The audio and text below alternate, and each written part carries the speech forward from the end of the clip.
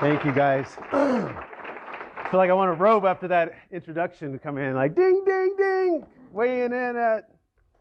How you guys doing?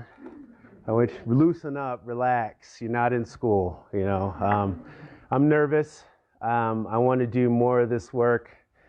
The reason why I'm back, okay, so Tobijah Tyler, Aggie extraordinaire. I love it here. I think it's been haunting me how much opportunity that I had here. And I come from humble beginnings, maybe not as much as you guys, but that's why I'm here. I'm here to share. You know, it's easy to talk about film because I'll talk your ear off about film, to nausea for some possibly, but I consider it an honor just to be up here to be able to talk to you guys and let you guys know I was just like you, and some of you guys are going to be, I mean, I'm not sure what your history is or what you're going to be doing, but sky's the limit, you know, for you. I believe that. So thank you again, Andrea, for inviting me back here. Ross, big mentor of mine, Ross Peterson over there, was a great help in my time here at Utah State and being able to be a functioning citizen of the United States. All right, so I just, what I was going to do, if it's okay with you, and we can, you guys can interject anytime you want. I ramble a lot, so forgive me if I get off base. Just kind of something that I do. But I went through your list that you sent me, so thank you very much. And I'm going to use that as a platform of just, well, how did I get here, and what's actually going on. So I was gonna start in the business department, right? Because you start in the business department and you make all this money, then I could just fund any feature I want, right? Like I was gonna, you know, I was the next Spielberg. A lot of people didn't know that. I got a college scholarship here to Utah State, and I played football. I was very fortunate. I was half decent on the team. It prepared me for a lot of things, especially adversity. But I kind of was caused a little bit of a ruckus over in the business department as I remembered as I was writing some things down.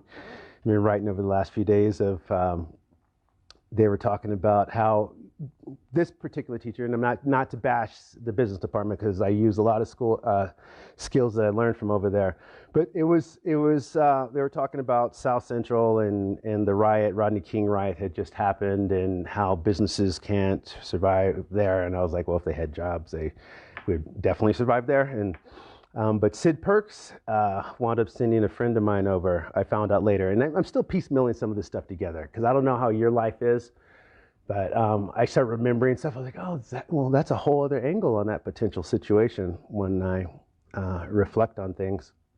So Sid sent Terrence Goodman over, and Terrence is, he's also an alumni here. He has his undergrad from Arkansas State, and he's an accomplished actor. He was the lead in an Al Capone musical that was around for a long time, and we're still friends, and we talk about projects all the time. And so he was the first. He got me on the stage. I was one of the spear carriers for Midsummer Night's Dream, and there was nothing like it. It was amazing, being on stage and shaking like I'm shaking now, and finding a way to walk when you can't quite feel your legs, and remember your lines. And so I was there all the time in the humanities department, and it was cool, especially for me because there was a uniqueness there. Been learning from the wardrobe departments and classes in makeup, stage work. You guys gotta get a little more lively. Like, like, am I boring you? Is everything all right? Am I doing okay so far? I don't know. Tell me. I might ask for some help up here. And it's something that I use now, actually. So Sid got me over there. He's amazing. I don't know. Do you guys? I see his name up there now. I walk the halls every once in a while. I'll just drive up here and walk through the department. But anybody know who Sid Perks is? Okay, Sid at the time was head of the theater department when I was there, and a lovely guy. I still see there he's still being honored over there. But he was awesome. He introduced a kid that I grew up in the projects of California. My joke is I used to look longing at the theater department, but somebody like me, right? Jocks, you know. He had jocks in when I was growing up, jocks and acting and theater, and you know, what's wrong with you, Tyler? You know, but it worked. I took a lot of grief from the football players, and I took a lot of grief from my theater mates, and then I introduced them, and they got along really well. Let's see, business. I told you about Sid. How did my degree translate to my current career? I liked you asking me questions. I was much more smooth with that. I'm not going to say the degree as alone. It was everything that led up to the degree. Okay. So I'm an assistant director of film and television. I call myself a filmmaker first. Okay. I love it. I can't tell you how much I love it, and I've been very fortunate to do it. How it hand in hand. There's a lot of day-to-day activities, and I'll talk specifically about being a second AD on Yellowstone. So there's a UPM. There is a first in the Directors Guild title. Okay, I've been a part of the Directors Guild since 1996. So there's a unit production manager. There's a first assistant director. There's a second assistant director, and then if you're in England, there's an additional second, or if you're from the U.S. A second. And that's usually it for the average production. So the UPM comes in with the line producer. The line producer is given the studio a budget. The budget comes to the UPM. UPM is the unit production manager. So he physically, all those dollars and cents, all the moving parts, helps finalize the budget, which is equipment, crew members, and what have you. I should have brought you guys a call sheet, and maybe I will pull one up here. So the first assistant director will work hand in hand with the director. The director will say this is what he wants. The writer has what he's written. We will break down the script into a schedule of manageable X amount of days. The average day on a film set is 12 and a half hours, counting purposes, studio problems, or what have you. The director tells the first AD what he wants. I can do this in 20 days. The studio confirms that, and then we're off and on our way. The assistant director now has the task of taking the script and breaking it down into bite-sized elements. Example, Utah State University, interior library, interior lab unit, X amount of students, there's pizza being served and what have you. And so so that's passed to me, and then I make it happen, right? That's my job.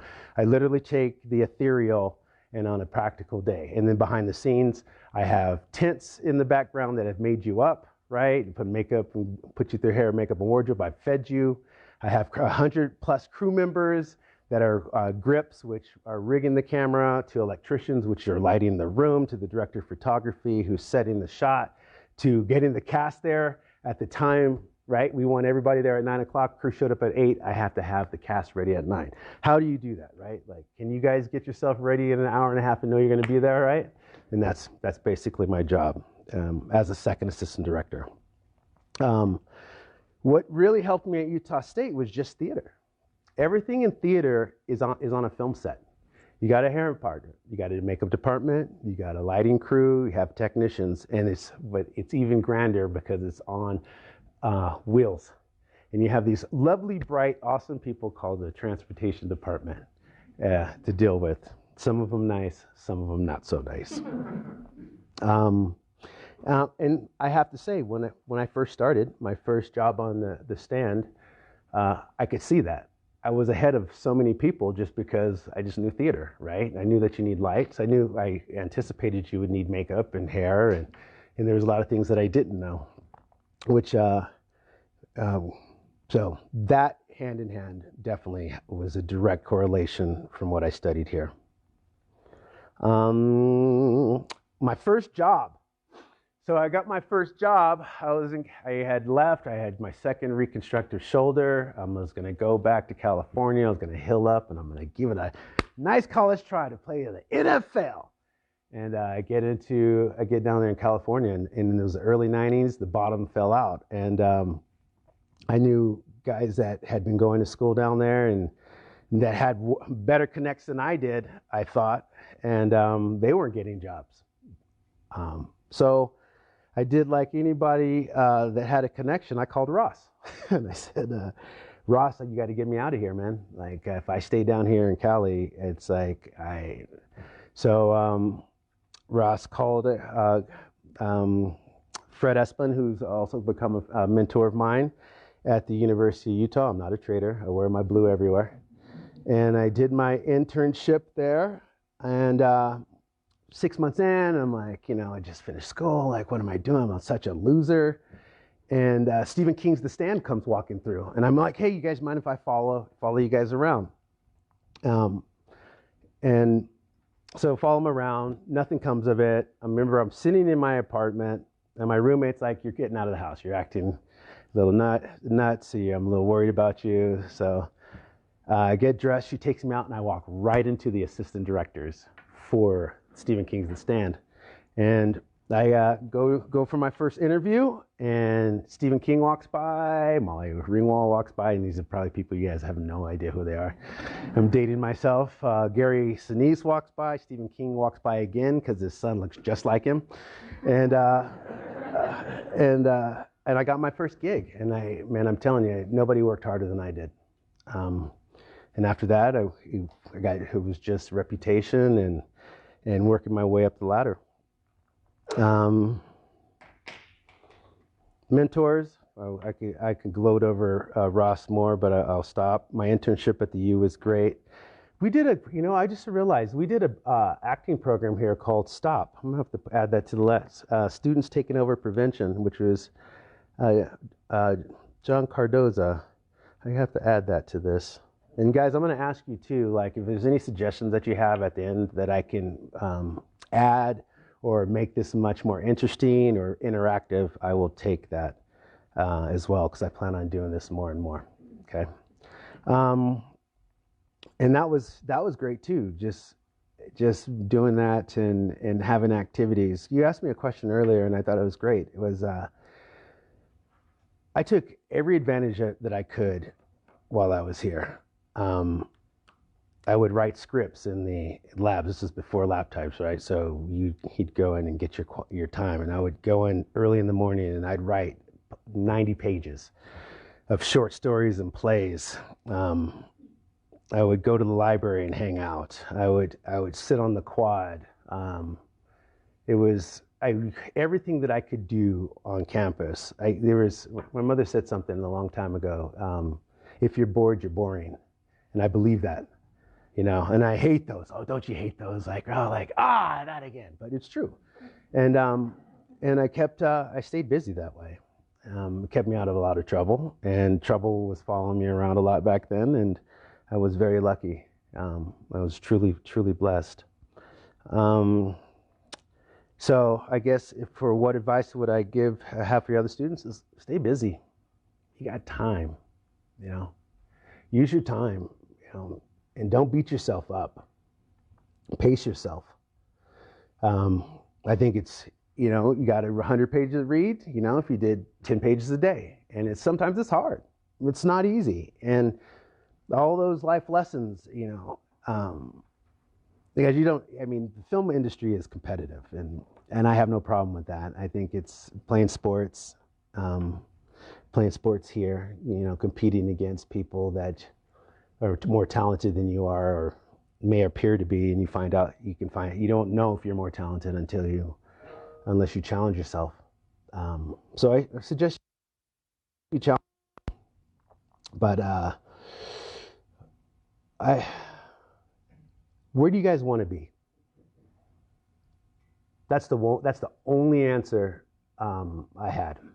I mean, it was at the point of, I was at the lowest point of my life.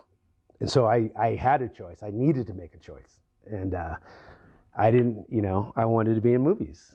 And, you don't get to do movies. And I got a shot and never let go. So whatever that's worth, what do you want? Where do you want to be? And I'm lucky that I'm where I want to be, I'd like to have some millions behind that, but, but everything's not money too, It's not all about money. It's about being able to look yourself in the mirror and be like, okay, I like this. This is where I can look at myself. And there was times in my life, I have to be honest with you, I couldn't look at myself in the mirror. I was like, ooh, who is that? Ugh. But you take the hard look, you decide what you want to do, and you stick with it. And it's not all easy and smooth. My day usually is, if I'm working on a show, if I'm working on Yellowstone, I'm probably driving an hour. Okay, so I like to be the first one in. Some people like to stagger themselves. I'm a control freak.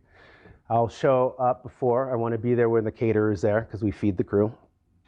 I want to be there at least a half hour before the first actor, which is usually some type of effect. So I'll be in about an hour to an hour and a half before what's called crew call, which is when all the other crew come in. And it's a tagline. All this stuff is really, like most things, is based around money.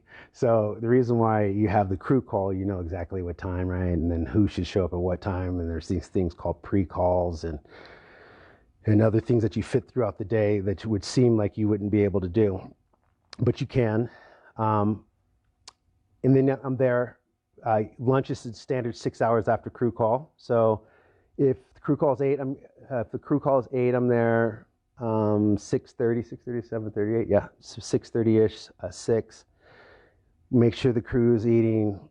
Break the caterer to start preparing for lunch. Making sure we're shooting X amount of time before lunch. Staggering actors through the day depending on what the scenes are. Lunch. After lunch, touch-ups, getting the actors in their makeup and hair and getting them back onto set. And then wrap. Then you're getting the phone calls. Are they wrapped yet? Yeah, very. Are they wrapped yet? Are they going to wrap within a half hour? Because all he's thinking is overtime, right? 12 and a half hours is going to make that money. And then I send out my call sheets. I contact all my actors to show up for the next day. It's Yellowstone, we would have upwards into 20 actors in a day. So, and then we start it all over. We do that for 5 days, right? And then I go home and I build a call sheet for the next day after I've done all my work for that day, right? And I love it. I love it. I love the nuttiness of the actors. I love the whimsical nature of directors. So do what you love, Have I beat that into your heads too much? Okay. One of them. Let's see. I got some other notes here as I wrap this up. That was short, wasn't it? Let's see. Oh, you know what? I was going to ask. This is my first attempt at an interaction. Would you rephrase or help me elaborate on what the important things on the industry? What was that question? What did you mean by that? So just if you could tell us, what are sort of, if someone were interested in your industry, film and TV direction and filmmaking, what would be things to be thinking of earlier rather than later? I like that. Important things to consider along the way if someone is sitting in this room right now thinking they want to go where you've gone. Okay. You guys have way more resources than you at your disposal. If you get a chance, guys, get on the Utah State Film Commission website. Okay. It is a government-run organization, and any state that you're in, you should be able to connect with other people. And then if you are interested on getting on set, be an extra. Get on the set. They're treated horribly. You'll do it for life. Like I know people that do it for life, and they're really good at it. but you'll see it firsthand in nuts and bolts. And there's some internships that'll happen through a film commission as well. So that'd be my first thing. If you, yes, yeah, Utah Film Commission. And so, and each state, so you can go Georgia Film Commission, you go Tennessee, wherever you are. And then on that website, you could go through and look at all the different positions that are on there and available, right? And then that's also a potential access for you to actually get on set. And I always say be an extra because you're getting paid. But you can also volunteer with some people or send in a resume and be like, I'm from Utah State. And depending on who you're sending it to, you can use my name. I'll be like, oh, don't tell them you know me. And that'll be for your benefit, okay? That's definitely one way.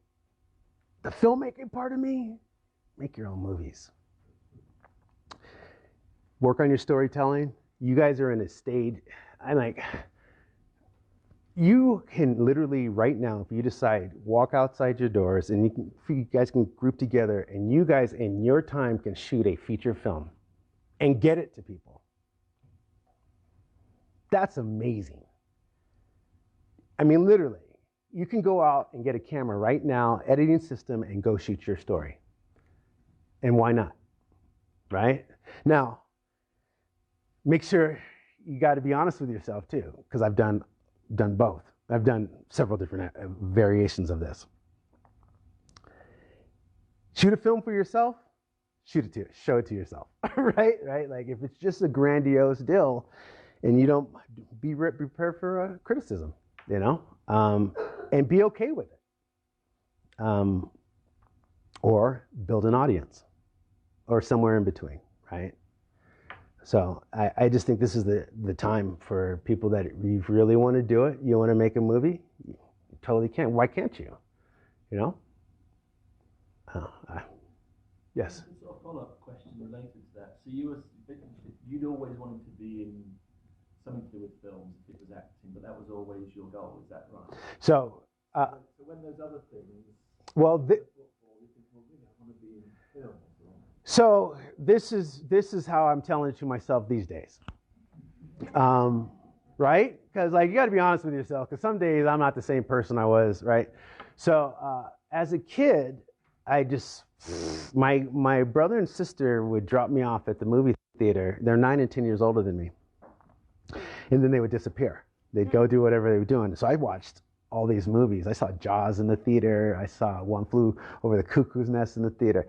So I think I knew I wanted to do that. And then there was this kid by the name of Rodney Allen Rippey that looked like me, or I looked like him, and he was this famous commercial kid. So everybody thought I was Rodney. So at some point in time, I just started writing Rodney Allen Rippey. So I think that I knew. So I was like, oh, I want to I'll be a fireman, and I'll be a cop. And then it dawned on me one day, I was like, but if I was an actor, I could be all of those things, right? And so, yeah, I think deep down I always knew. And then, but, you know, my brother was a running back, and he was a top touting running back. And so I was pretty good, man. I had a pretty good shot. And I'm not going to lie to you. I would hopefully use some of that, you know, cheddar, you know, to allow myself to be in the film industry. So yes, I think so. But there was this pragmatic part, right? Like, oh, I'm gonna do business, and if I did business, then I could always get there. It was always at the core, but I was doing everything around it. I was a good football player, so I should continue to play football, right? But when that was gone, like when that was, and it wasn't per se completely gone, but there was a level of like, dang, dude, my shoulder's in my lap, like, you know. And so yeah, and I got a shot. Wow, right? It's crazy. Not talking to you, I don't believe it. You know, I think that's all I got. I mean, yes. I have a question. So, expound a little bit on, you say, you know, if you want to do something, do it. But it seems so ambiguous, right? Because like, you can get on set, you can be an extra, but how do you rise to the top? How do you actually like go from being that extra to being where you actually want to be?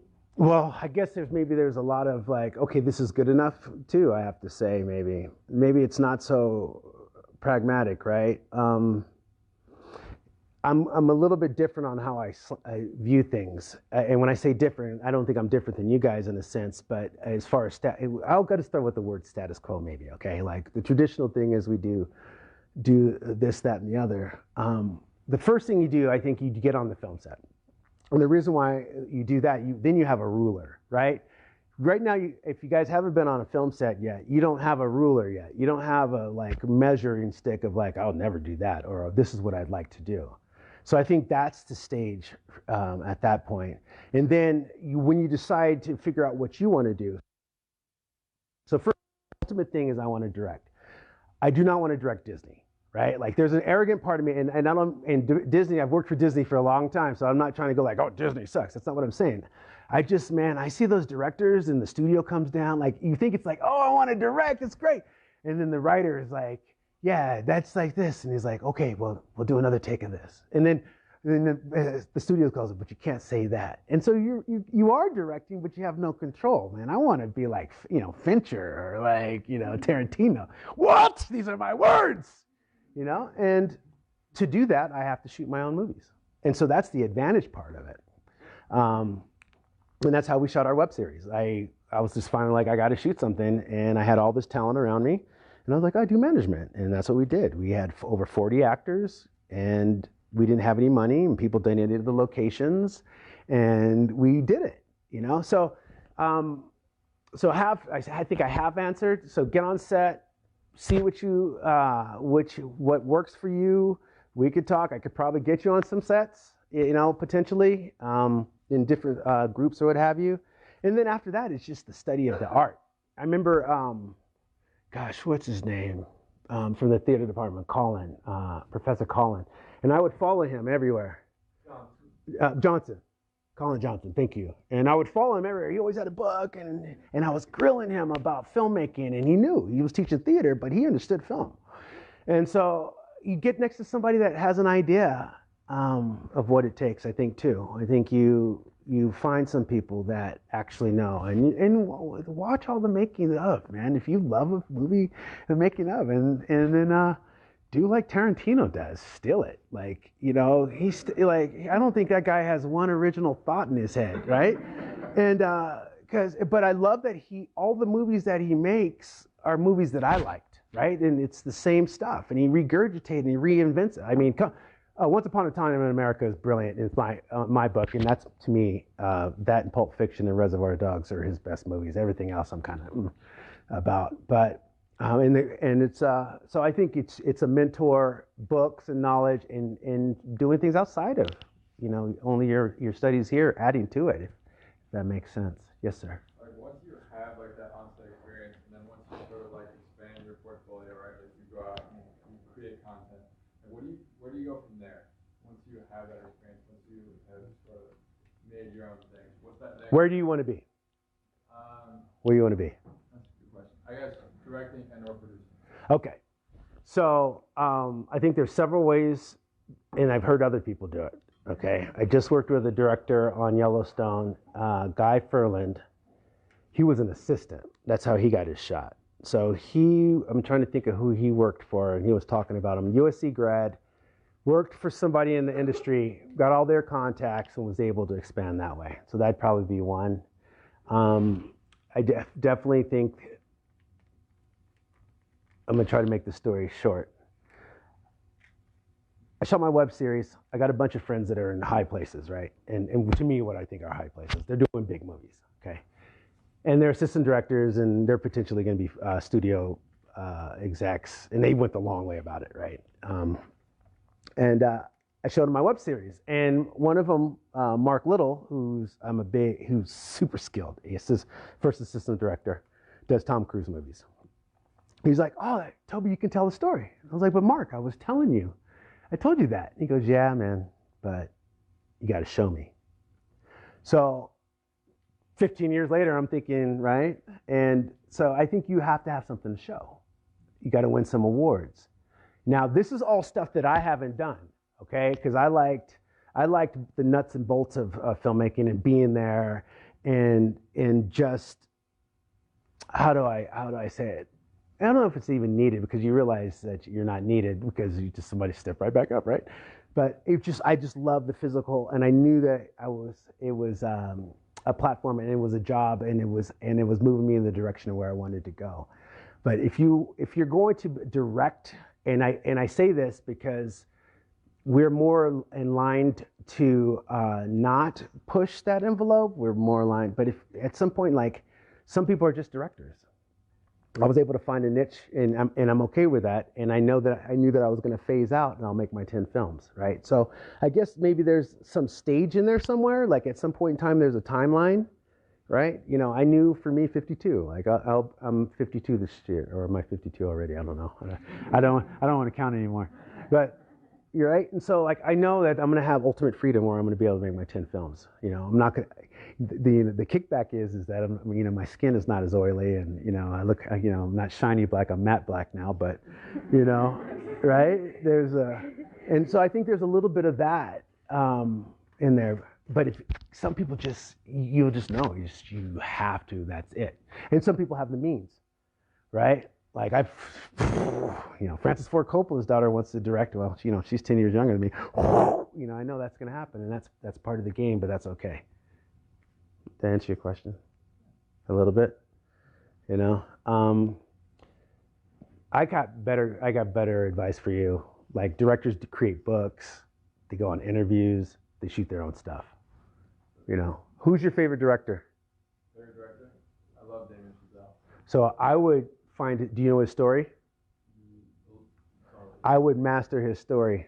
And then I would also find other people that more, maybe if he's not like you as in a common person or whatever, if this makes any sense, but somebody that's doing it and that comes from your means, that'd be the way. I try to emulate something like that, if that makes sense. That was wordy. Yes. Was there a time that you felt like really big adversity, like in your career, or you feel like you failed, and how did you deal with that and not just give up and decide to keep going? That's probably after every job I have, right? Because you know what I mean? Because it's like freelance. Did they like me? Like, I don't know if there was this famous Sally Fields speech. They really like me. I'm almost after every job. I used to get depressed. You're going in, you're all in, and then the job ends, right? And then you got to start over. It happens more than you would think, I think. I think there's a lot of highs and lows. And I think also working that many hours, it's also not as healthy as it should be. So I think there's emotional roller coasters that go with that. And then there's the part of reinventing yourself. I think you're constantly reinventing yourself, and not per se in the role. I was working, I remember when I first got in the Guild, I was hot, man, and I was getting calls left and right. And then there was a time where the more you move up, the less phone calls you're getting. And that's because you're starting to bump the people you were hiring you, right? And so it becomes a much more competitive thing, but it happens a lot. And I'm glad I had a set timeline of it's okay, Toby, you can make these films. If you're still alive, you can make these films at this point in time. But I think what you have to do along with that is make sure you're okay from the inside out, right? Like, I want this career so bad, but I need to be able to look at myself in the mirror too, right? And sometimes that's, making a shift and doing your own films or finding your own niche. And you guys are in the age now like this. There is somebody right now looking for you to do what it is that you want to do. That's the other part, right? So you got to put the foot forward, whatever that is. And I feel like I'm talking in really ambiguous because it's really not. And the reason why, to me, it's not as ambiguous, you still got to walk. You still got to get on the first job, right? So get on the first job. Get that first gig. Get in the first place. Walk past the television show and then stand on the sidewalk and watch what they're doing for X amount of time. Because you'll be surprised on how many people just fell into, an opportunity as well. And then there's just, like the simple resources like be an extra, walk around. I want to be an actor. Okay, well, it's not Hollywood. There's schools all around that have that post. They're looking for talent. I used to do that. I used to go walk in the U in the art department in the film program, and I put some 2 projects because of that. So you just keep building. You don't get frustrated, and then you do things. You keep yourself healthy. You eat right. You take care of yourself, and then when you get your opportunity, you shine. You bet. Yes, sir. So when you were talking about hitting like that wall of like progression, like you make something and then you like get done with it, and the people that you work with like feel like you're good, like it's like they won't want to pay for that kind of stuff, like that what you're worth. How do you get past that? Okay, so I don't think anybody ever gets paid what they're worth. I personally, I'm like, people tell me I make good money, and I'm like, they don't pay me enough, right? Like that's how I feel, and then not to be ungrateful, because I do. I literally listen to how grateful I am through this app called You Are Creators, right, for YouTube. So I don't want to come across as that. I think and that goes back to the saving. I think you got to save your money. I don't care if you can start with the 1% or whatever you like. That's one of my biggest regrets is like, gosh, if I was just skimmed a little bit, I could have bought more time to be able to get in that door to talk to this person.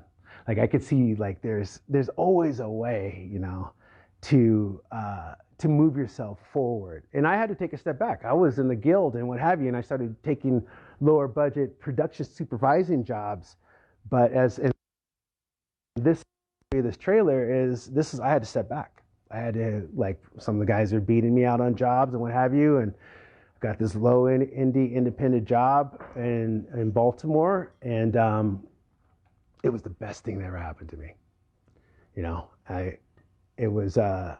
I might not have got the check that I felt, but I got a lot of work because of this, and it was rewarding. Like, sometimes it's not the dollars and cents. There's no question. That's why I'm probably not a rich man. It's not. It's the feeling. It's the feeling I get, and it's the thankfulness that I feel. And I think for you guys that you got to find a way to, you got to find a way. I know you got bills and we all have this, but you got to tuck some money away to you got to buy your time back. That's what I think. And there's been times in my life I've been lucky enough to work, and I bought my time. I shot my web series on my time. I was able to shoot stuff because I bought my time back. I was able to cover my bills. And so it's not so much the worth of your money, but make sure you're doing things that you want to be doing, that you feel fulfilled about, And hopefully I'm not trying to say that at anybody's expense, because you'll be surprised at how many people will want to help you. You start leading, I'm going to go make this movie, you'll be shocked at how many people that show up. You want some water? You want some water? Oh, okay. Okay. So I think that's a major part of it, So dollars and cents, yes, I tell you what, you'll never make more money than if you're the producer of a project that you shot, that you own, that they want to buy. You know what I mean? And you guys are in the day and age where you can do a pinpoint presentation and be in Netflix, Hulu. I mean, there's somebody, I promise you, there's somebody in your family in the industry that you can get in the door. I bet. And that's where I'm surprised. Like, I was shocked. I'm like, I know nobody, but I know somebody that did. Like, and it's really interesting that way. Yes. With all that being said, looking back, would you still recommend going to college, even if that means going into debt, especially to school at Utah State that doesn't really foster film creation? Ooh. You want me to answer that, huh? Shut that off. No, I'm just kidding. Wait. So what are you studying? I'm studying communications. Okay. And what do you want to do with that? Studying communications. I know it's a broad. Excuse me. It's a broad major that I know I can go in a lot of directions with. So I don't, career-wise, I look at film and I think that is maybe where I want to go. So I just know that this might be the best option, but I don't know. I just would like to hear your opinion on it. So going back to this, well, I want to answer that, but I'm like, I feel like I need to know more about what you're doing or why you're doing. Okay, so you came to, you're here studying communication. Yeah. And that's what you like. You were like, I'm going to submit to Utah State, and I'm going to do a communication degree, right? And how did that come about? I mean, I had no idea what I wanted to do, and then I toured the school, and I loved it. I loved the campus. I loved the atmosphere. I thought it was great, so I just came. And then the more I'm here, I'm like, maybe I do want to go into film. And then I see that you got a degree and you were able to go into film. But I just wonder, is it worth staying at Utah State for? Or is it worth, should I save my money and go somewhere else to a film school, or should I just not go to school at all anymore? All right. Well, the number one statement I want to say: finish your year out, so your parents don't kill you. And then you're gonna have to decide, because I'm gonna tell you right now: make sure whatever film school you go to, it's a film school. You know, I have a dear friend. He built up a film school at Oxnard, and I would go down and visit him. And he was having a hard time making this feature. The feature is great. The script's amazing. He won't make it. Okay, and he's a professor, and I was down there helping him clean the film school area up, right? And I'm like, you can take on this mess, but you can't make a feature. And he still quotes me to this day over it. Okay. I would put the theater department learning that I learned up here against a ton of film schools that I had the privilege of being at, and one includes the U. Okay, and maybe not now, and not now to me now, because I'm thinking about getting my MFA from there, because they're in the Pac-12, and I know then I can get my foot into USC and UCLA, right? Like that's, I'm all calculating, right? And I have this production book I want to write, like, because a lot of people don't understand production. So I just want to write a book of like, this is what it took, and this is how I got there, what have you. So I think you got to assess it, and then you got to make it the right. Do I think that there's a lot of the tools here for you to be able to do what I did? Yeah. But again, then I guess the real question is, where do you want to be?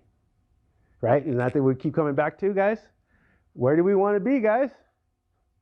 If any of you guys are interested in like taking video classes, the JCOM department has intro to video and a multimedia boot camp class. And if that's where you want to go, that's something that you're interested in, learn some basics of video and then go from there. It's a class open for everybody. It's not just open to our majors. So if it's something that interests you, see if you like video, see if you like film. Always wanted to do that. By doing it. And you can kind of go from there. What was my first question to you? Well, yeah, what do I do? No. Will you teach me to edit? Oh, yeah. He asked me if I could teach him that. Yeah. Absolutely. So you can get tools all over the place. But I think you got to know where you want to be. Right? To do that. Where do you get the confidence to ask somebody how to edit, to ask somebody to be your mentor? Because it takes a level of confidence. Wow. To do that. Wow. Well, you can take my class.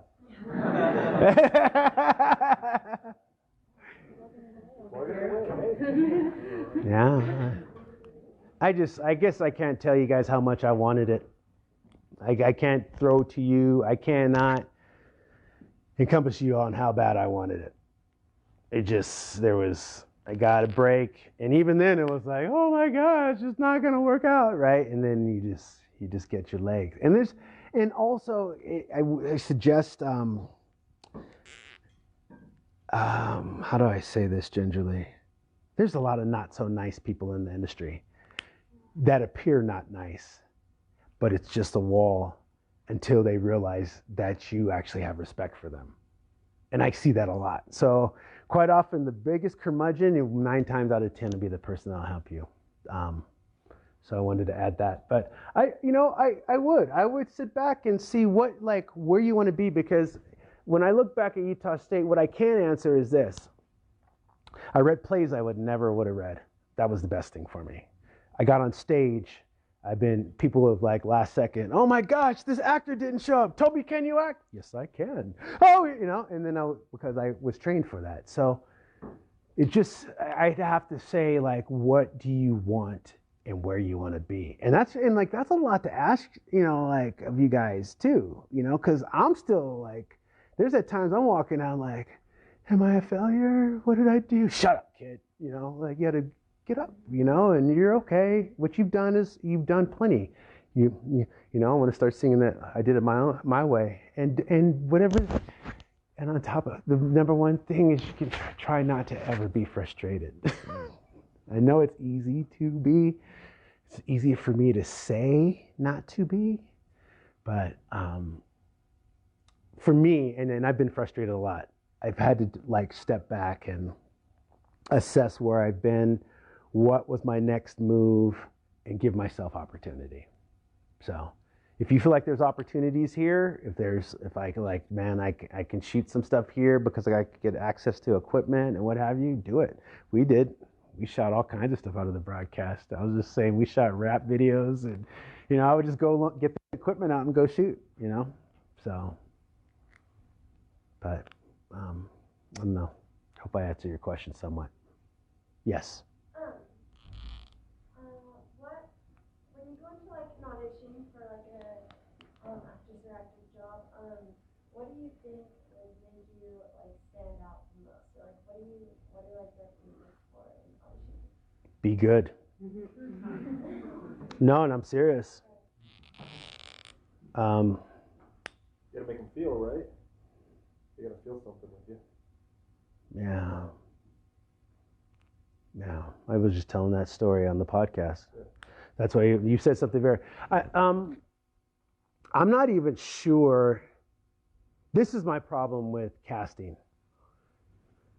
You could have an off day, and me as a director, I just need you good enough to get what I need, right? So there's a level of selfishness. I shouldn't say selfishness. There's a level of, I just will get what I need to a certain point. Otherwise, I need a name, right? So, but when I say be good, it's the truth.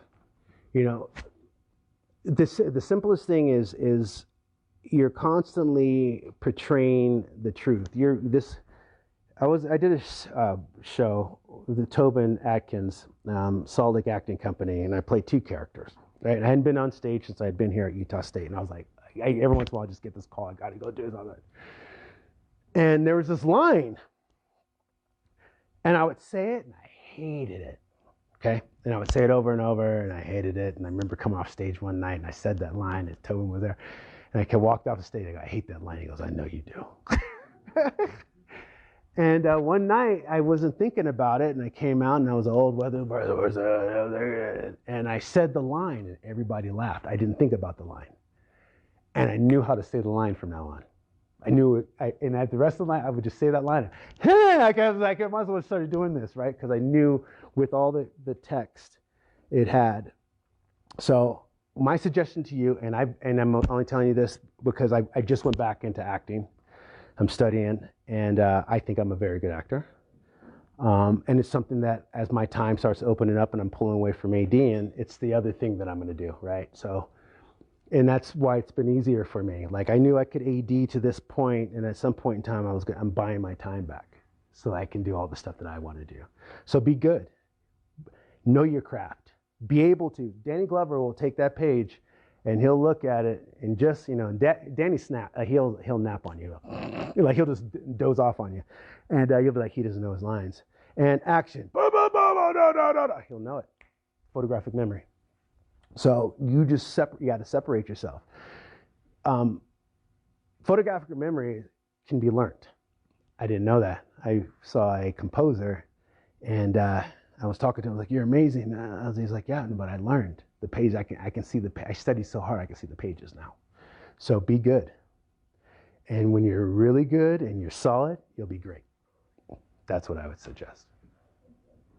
You're welcome.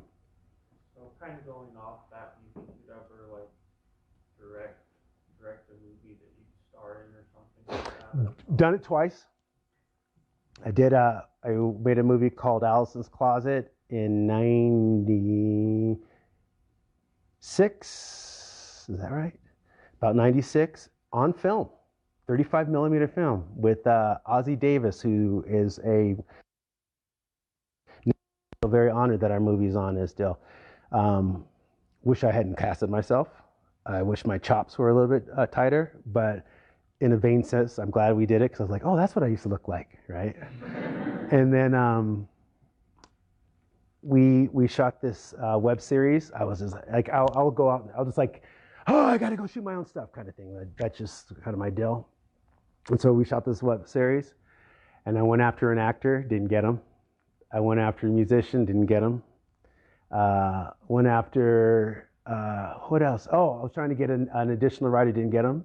So guess what? I guess I'll be the star. I guess I'll write the music, right? And we shot it. We shot it over 6 months. Damn near killed me. But I like it. I do. I think I'm honest.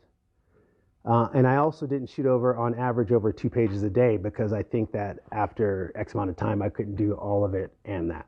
So I was able to limit. And then I think you have to take that all into consideration. But here forward, well, yes, we are. I'm going to shoot I wrote this script called The Brawler. I actually wrote it for Paul Walker. May he rest in peace. I happened to work with him when he was 18. But I was going to shoot that, but the actress isn't available. And I was like, well, I'll find another one. And I really like her. So I don't think I'm going to change the actress. And I think I'm just going to shoot a thriller. I'm going to shoot a thriller with the same actors, minus this our leading lady, and try to see if she'll do that later. And I want to shoot a really gritty action movie. And I think we can do it, and I think it'll be good. And so I'll do, and that's as of like 4 days ago. So, and I'm, and that's the part of film is, they say, what is it? And I don't know, and Ross, you may have told me this, but somebody said it was like 30 years in the industry is like having a PhD. And I was like, all right, so I've done physical production for like since 91, right? So I'm like, man, like I'm on pace for this. So now to me, that it has to be a PhD is I have to learn to fundraise. I feel comfortable about the writing. I understand physical production, and I got to do post. That's my final, like that's for me to feel like I got to know how to raise money, and I got to be able to get the product to my audience. Did I answer your question? I told you I talk a lot. I hope it's really kind of stiff. So if you guys want to break dance, anybody want to challenge or rap or something, I'm down with it.